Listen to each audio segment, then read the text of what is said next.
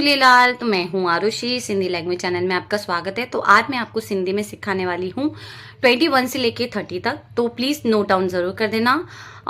अभी हम सीखेंगे 21, ये इंग्लिश में है, जैसे हिंदी में जो बोला जाता है 21, सिंधी में कैसे बोलेंगे। ये जो मैंने लिखा है सिंधी में लिखा है 21, 22, 22।